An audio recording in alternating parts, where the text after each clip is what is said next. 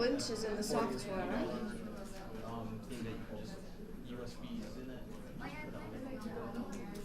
Alright, so I believe we got to this point. Here we go.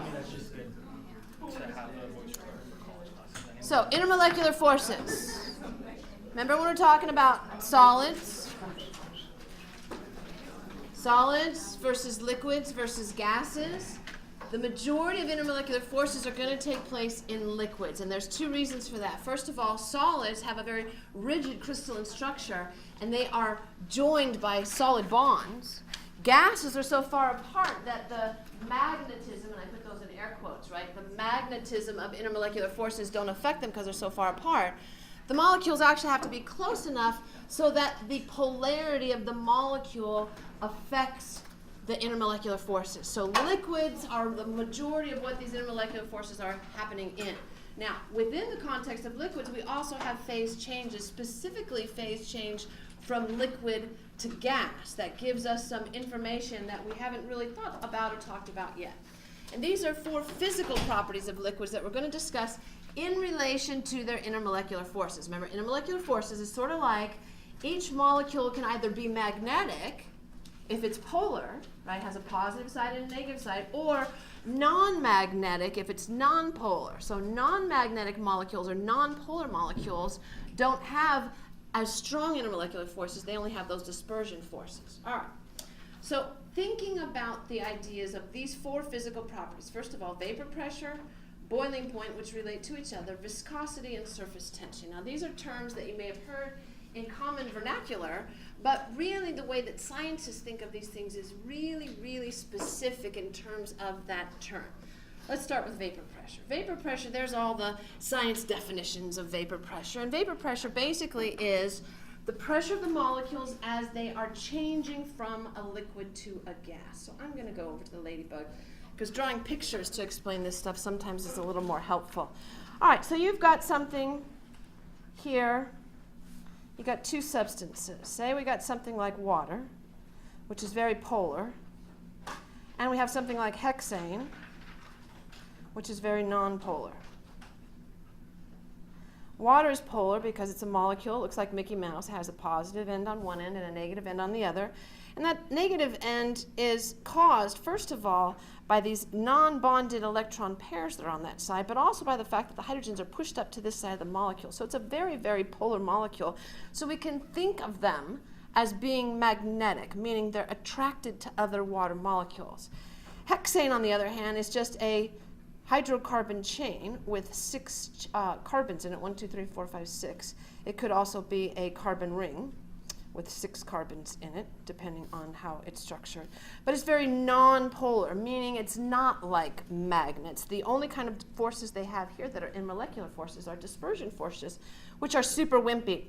So if we think about vapor pressure, that is the liquid changing into a gas, right? So the liquid at some point, depending on the temperature that it needs to get to, the molecules of the liquid, as they're moving around, remember molecules as they move in the liquid form, they have vibrational movement, so they're going to vibrate back and forth, but they also have rotational movement, meaning they're going to be free to move in directions like they're rotating. So in a liquid, they have vibrational movement like this, but they also have rotational movement, and they can orient themselves so that the positive end of one water molecule is oriented towards the negative end of another, and they're slightly magnetic. They get closer to each other.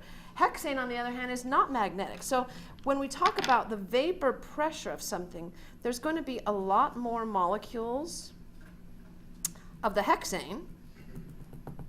Put a whole bunch of dots up here. So it's going to have a higher vapor pressure. And this one is going to have a lower vapor pressure. And that's because we have high intermolecular forces. Here we have very low intermolecular forces, right? This is something that's very apparent if you pump your own gasoline, especially in Arizona in the summertime. Now in Arizona, most of the time in the summertime, we have vapor lock apparatus on our gas pumps. So when you put the gas spigot into your gas tank, it has a little vapor lock around it that will keep gaseous vapor from coming out. Now, some places, specifically not in Metro Phoenix, say for example Prescott and Flagstaff, don't have those vapor locks because it's not as cold there, so stuff doesn't vaporize as readily. There's not as high of vapor pressure. The problem with gasoline is it's very nonpolar. And so nonpolar molecules have not very many intermolecular forces, so they vaporize very readily. If you are using a cell phone while you are gassing up your car and it does not have the vapor lock, say for example Prescott, Payson, or Flagstaff, because it has a high vapor pressure, your cell phone, it has a tiny little spark on it that can happen just from the smallest little thing, a text coming in or going off or you sending a text. That little tiny spark can be enough to ignite the vapor of the gasoline and cause an explosion in your car as you're gassing it up. Now, like I said, luckily in Arizona, in Metro Phoenix, we have the vapor locks, because also in Arizona, they put ethanol in the fuel during the winter months. Do you know why they put ethanol in our fuel during the winter months here in Arizona? Any ideas? It's generally, let me think. They usually do it in the winter months because of the temperature inversion that we get. The temperature inversion in Arizona causes like a blanket to sit over the valley, and since we sit in this bowl, this blanket that sits over the valley holds a lot of the pollution in. So they put ethanol in our gasoline to make it burn at a higher temperature so that we don't have as much pollution coming out the car. Well, the problem with ethanol is it is slightly polar, so it also decreases the vapor pressure of the gas as it's coming out. So that's actually helpful to us. But in the summertime, they don't put the ethanol in the gas because we don't have the temperature inversion. So this idea of vapor pressure is sort of complex, and you have to think about it as how many of the molecules are available and have enough energy to change from a liquid to a gas. And something that's nonpolar is going to have a much higher vapor pressure if it's at the same temperature. So that's at the same temperature, for comparing those kind of things in similar temperatures.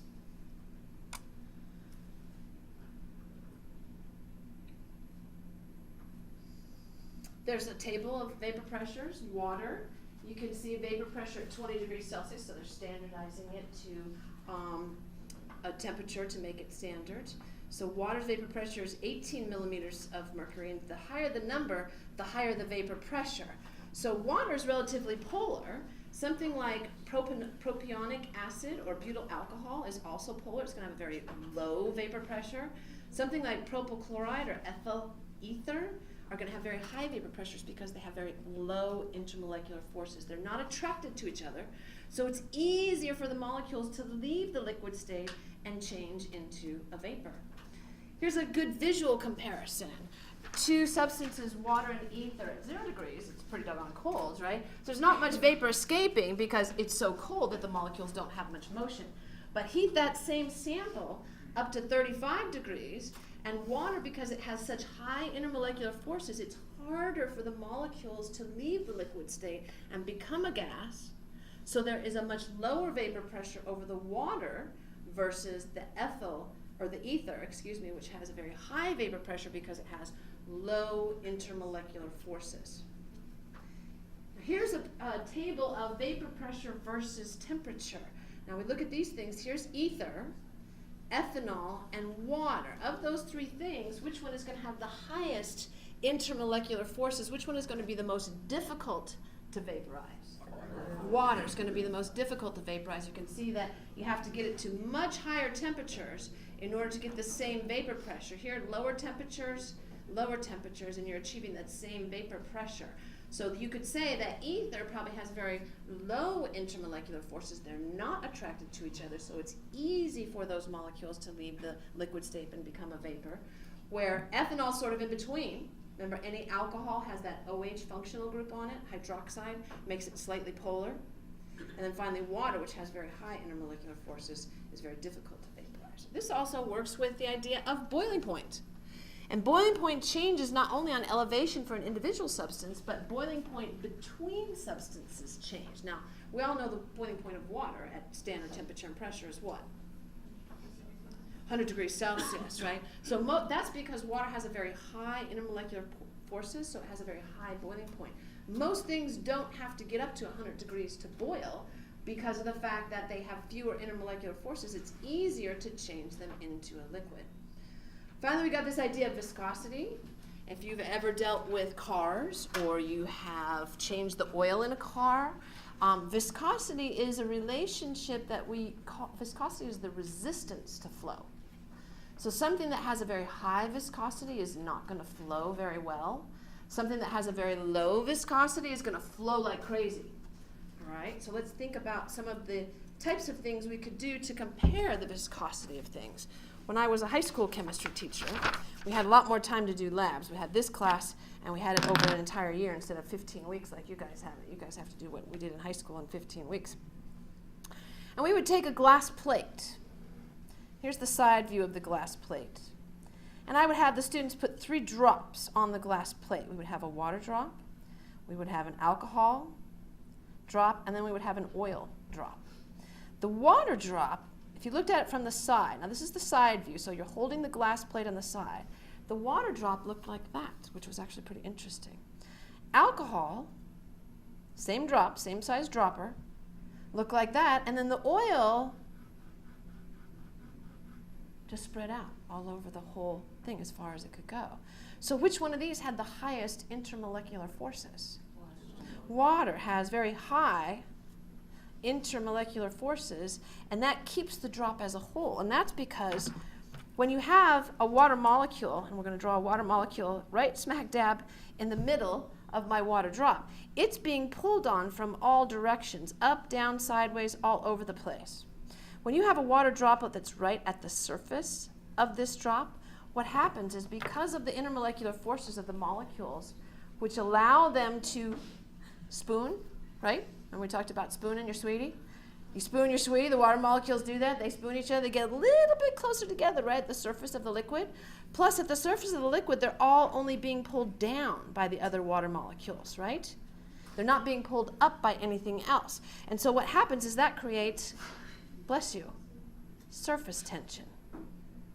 And surface tension, you may have seen water striders. We used to call those little bugs. Then they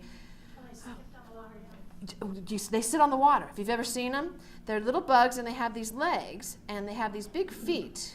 I'm not a very good insect drawer, but each little foot has like a pad, and they're super light, and they can stand on the water, and you can actually see the water will sort of dip down underneath each foot as the water bugs sit on it. And then they look for a critter underneath. They're actually carnivorous. Have you ever seen these? We used to have a swimming pool years ago, and my sons would watch these things. They're actually pretty cool. They would look for a little critter underneath floating or having trouble, and then they would fold down all their legs, and they would shoot down in there. They would grab the bug, and then they would come up and sit on the surface and chomp on the bug. It was really cool. So if you ever see those, and they actually can survive in chlorinated pools. Yes. It's pretty cool. They dive down, they grab another bug, and they eat them, and then they come back up and they sit on the surface, and then they nosh on the bug that they're eating, like a flea or something like that. But it's actually really cool. And they take advantage of surface tension of water. So if you have high intermolecular forces, you also have high surface tension. And that's because the water is like magnets. It's pulling on each other, and the water molecules snuggle together, and they spoon each other at the surface of the liquid. Well, alcohol has some intermolecular forces, but not as many as water, so it does have a little bit of surface tension, but not as much as water does. What would you say about the intermolecular forces of oil? Has hardly any at all. And what could we say about the predicted polarity of an oil molecule? Probably very non-polar. What are the only kind of dispersion, or only kind of intermolecular forces in a non-polar molecule? Are dispersion forces. Yeah, I gave that one away, didn't I? Okay. All right. That's how your mouth works faster than your brain. All right. Surface tension. Surface tension. You know what destroys surface tension? Soap. That's why they had to outlaw phosphates. Remember the little bugs in the water striders? Any soap gets in the water, what happens is the water molecules get slippery, and no longer is there surface tension. The little bugs that sit on the surface then go down the water. They drown. The fishes eat them. That destroys the base of the ecosystem, and all the rest of the ecosystem is affected as a result. So surface tension is an interesting force that is helpful to nature And finally, we get to this idea of properties of solids. Solids have a fixed volume and shape. They don't change their volume. They can be crystalline or non-crystalline. Crystalline solids are usually ionic things. Non-crystalline things are like frozen water, which is ice. They don't expand or contract significantly. They have much higher densities, and they don't mix by diffusion. Do you guys know what diffusion is? Biologists talk about that a lot. Like perfume. I'm not a perfume wearer, but if I had a perfume bottle here and I opened it up, it would disperse by diffusion, right? And what happens is little perfume molecules start mixing in with the air molecules, and then this row would smell it first, and the next, and the next, and the next. And that's diffusion. The closer you are to the source, the more concentrated in, the further away it gets more diffuse. All right, so there's the idea of solids. And now we get to changes in physical state. So for this, I'd like to talk about an experiment that I used to do when I taught high school students. And this was super helpful. And we can't do the experiment, unfortunately, because, like I said, we don't have time. But in this experiment, what I would do is I would have the high school students take a beaker, and they would take a thermometer, and they would freeze the thermometer in a ice cube. All right, so that's ice. So they've frozen the thermometer. And they would take the frozen thermometer in a beaker full of ice, and they'd turn it on to high. All right? And then they would start plotting their temperature. And it would be time in this direction. Usually, I think we had it in minutes. And then we had temperature in this direction, probably degrees Celsius. All right, so what do you suppose the temperature was to start with when they first put it on there? Everybody thinks that ice is 0, but ice actually gets much colder than 0. Actually gets much colder than 0. It can even go even more than that. It can go down to like negative, really, temperature. So we'll say it starts somewhere down here at some negative value. We don't know. And it's going to warm up, right? It's going to warm up till you get to this point right here. And at that point right there, which is 0 degrees, what are you going to visually see in the container? What am I going to see there? Not condensation yet. Well, you will see condensation on the outside. I take that back. What else? Okay, at this point, right, it's going to start to melt. So at that point, it's going to start to melt. So it warmed up. So the ice started at some temperature lower than 0. It warmed up to 0. And at that point, we see it start to melt. But at that point, even though time continues to march on and we have not changed the temperature of the hot plate, the temperature will level out for a period of time. So here, the temp does not change. Okay, why does the temperature not change? It might go up or down a little bit, but it's not going to change significantly until what happens at this point? All ice is melted. All right, so at that point, all ice is melted. So this area right here, energy was added, but the temperature did not go up. So where did that energy that we added go if it didn't go to increasing the temperature? Into what?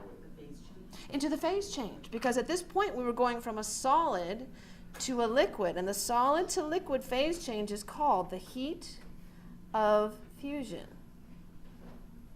And I believe it's right around 60 calories per gram of ice. So it takes you about 60 units of energy that we call a calorie per every gram of ice to change it from a solid to a liquid. All right, so once all that ice is melted, then the temperature can start going up, right? Because it's all a liquid at this point. And at what point would it stop going up? 100 degrees, all right. And right around in here, what would you start to see visually? Bubbles. And at this point, it would be boiling, right? Boiling like crazy at that 100 degrees.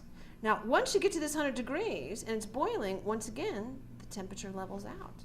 It stops going up. So now, see, this was all liquid. This was solid. Solid to liquid phase change. Liquid, where's the energy going that I'm putting in here? To changing it into a gas. That's liquid to gas phase change. And the liquid to gas phase change is called the heat of vaporization.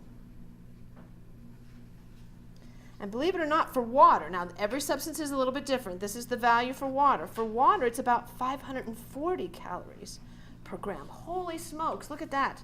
let's see, 6, 12, 18, 24, 30, 36, 42, 48, almost 9 times as much energy to change a liquid gram to a gaseous gram as it is to change a solid to a liquid.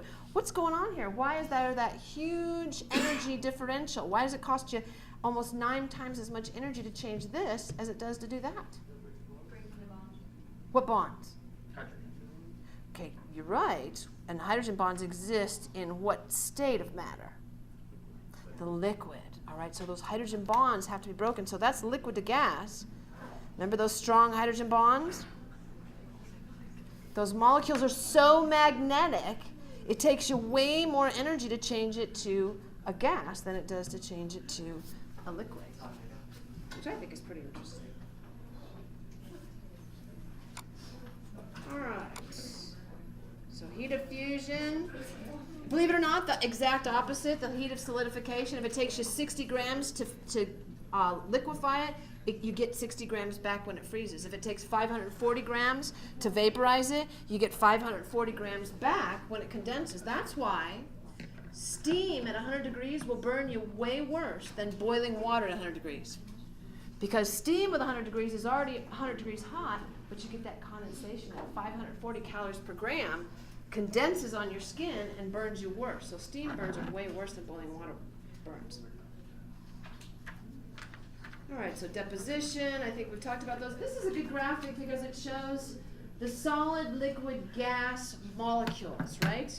So if we're thinking about molecular motion, and in this class we didn't talk a whole lot about energy, but energy is super important when we're discussing these kind of ideas when you get to Chem 151 and 152 and to a big extent in physics. Remember, solid is going to be very rigid. They're not going to be able to move, so they're only going to be able to vibrate around their rigid structure, right?